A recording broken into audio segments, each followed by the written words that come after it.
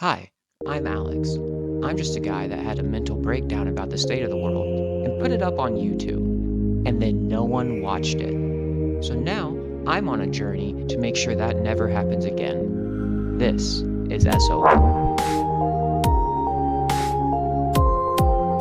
Welcome back to S.O.L. You Sheep, and I appreciate you checking in for your weekly wake-up call to how much the algorithm has taken the reins on the way you think. Kicking things off with my home state of Arizona, they finally figured out that they can count with two hands and announced the winner of their Senate seat as Democrat Ruben Gallego, sending yet another Trump monkey running home to daddy. Further extenuating the fact that this is the most manic election I think any of us have ever seen. That story leads into my first debunk of the week, where liberals are alleging that Elon Musk utilized Starlink satellites to manipulate election results and then shot down 36 of them to cover his tracks. You sheep don't understand how data works, do you? Moving on. Let's take a peek here. Oh, yes. Laura Trump is now making a push to become the new representative for the void Senate seat in Florida due to Marco Rubio. I would love to serve the people of Florida. This is my home state now and has been for 3 years. This is where Eric and I live. What's that word?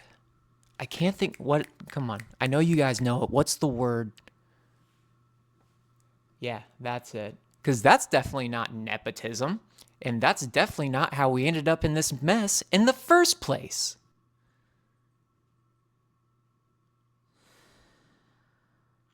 Word of advice, Laura, I hope you're more of an iPad person.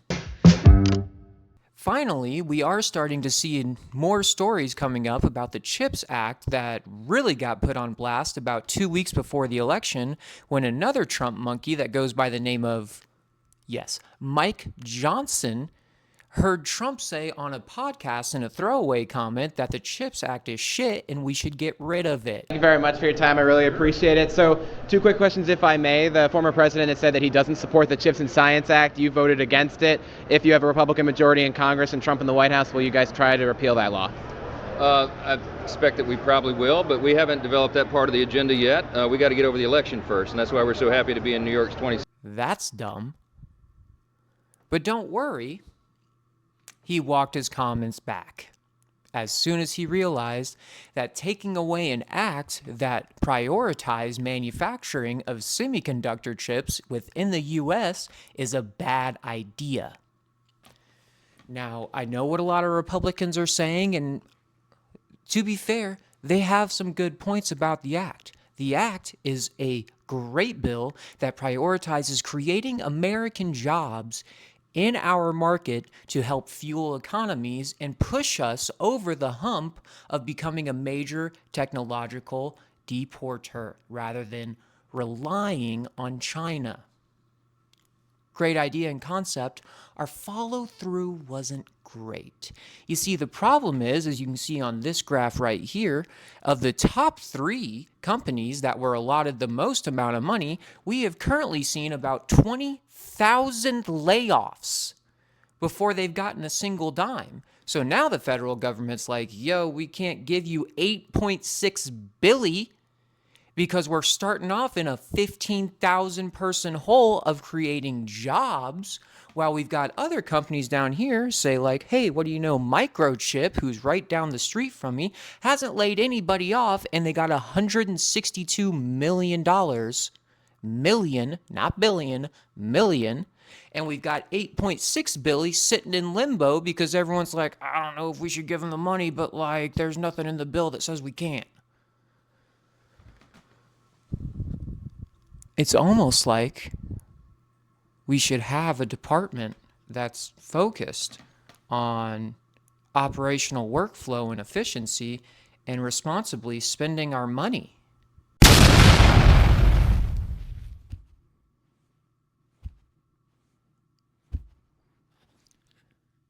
What are you doing, Alex? I'm so glad that you asked, viewer. I'm seeing if I can hit my head on the ground enough so that I can live as blissfully ignorant and not paying attention to any facts at all as you do, you window licking sheep. Wake up! All right, I think I'm done with that meltdown now. Let's move on to the hot topic of the week, good old Trump and the gang and what they're up to. So much fun. So I figured I would go ahead and acknowledge the reactions from both sides, as we're seeing the Democrats are really worried that now the White House is going to be infiltrated by Russian rapists. And the Republicans are really excited because they get to save a couple bucks by canceling their Blue Chew subscriptions, because they are going to be bricked up for the next 4 years. We got Marco Rubio for our Secretary of State. You call for No, I will not. On the contrary. Rubio, Are you filming it? wait, I want you guys to get this. I want them to destroy every element of Hamas they can get their hands on. These people are vicious animals who did horrifying crimes. And I hope you guys post that. And what about the civilians that are being killed every day? Hamas should stop hiding behind civilians, putting civilians in the way. Hamas knew that this was going to lead to this. So Hamas should stop building their military installations underneath hospitals. So you don't care that 15,000 have died? You don't care about the babies that are being killed every day? I think it's horrifying. I think it's terrible, and I think Hamas is 100% to blame. That's what I think. Make sure you post. I'm going to come at him like another predator, not a prey. I come at him like a predator.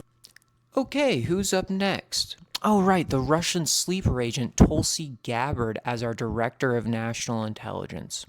Quick question, just curious. Do you guys know what the penalty is for acting in active espionage against our state and country for a global superpower that is seen as an adversary? Yeah, it's death. Think about that. So, if any of these claims have any type of evidence at all, why did the current administration not literally decapitate her? It kind of makes you think that maybe they made it up. What? All right, let's take a peek at who's next. Oh, we got Kristi Noem as the leader of the Department of Homeland Security, because apparently guarding cows is a lot like guarding the border.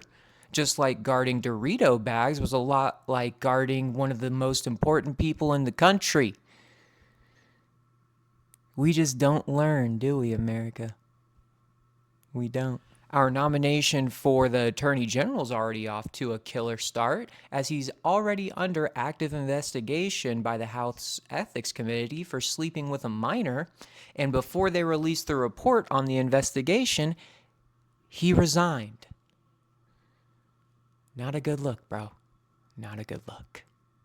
Now, I will say, little weird, that he also published a video right before that investigation started about all the insider trading tactics of the House Ethics Committee. To make money in the stock market, those people are not persuadable.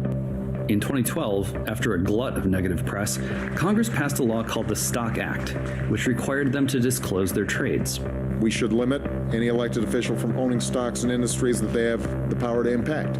There was this belief that you didn't have to ban congressional stock trading, you could just require disclosures, and that those disclosures would shame people into conduct that was better and more virtuous, and that created more public trust around lawmaking. The reality is folks have become so brazen, like they're willing to tell you that they're on the Armed Services Committee and trading Raytheon stock. You mean to tell me that Let's talk about our new border czar, Tom Homan, who is an active contributor within the Heritage Foundation, which came up with that really great document that everyone loves talking about, Project 2025. So I did real journalism, and I reached out to Heritage Foundation, and I said, hey, what is an active fellow? What do they do? Can we confirm he is one of the 256 contributors to Project 2025? You know, like a journalist does. Take note, AZ Central. They didn't get back to me. So we can still not confirm whether or not he was actively participating in the writing of that, but he is not a listed author amongst the section describing and talking about border protection and mass deportations. And now we have saved the best for last, our Department of Defense Secretary. He is 20-plus year war veteran, a Princeton and Harvard grad, and he's also on his third marriage, with the previous two ending due to his adultery and one illegitimate child. Say what you will about him, but damn, he is a patriot with that resume. Listen, I am trying to provide information that goes deeper than a 30-second TikTok that will make you believe anything just because one of the influencers you follow said it. And that takes attention. I need it from you. I need a little engagement. I need some help. Now, I do also understand if you don't find value in this, you are not going to engage. So what do you want me to say, okay? Do you want me to say the moon landing was a lie? OJ definitely did it? Then I'm pretty sure Diddy still makes Justin call him daddy. I don't know, okay? I just want to give you information that is not biased to whatever political affiliation whoever you are following has or is getting paid by. Okay. Comment, like, subscribe, whatever. Damn it, we are fucked.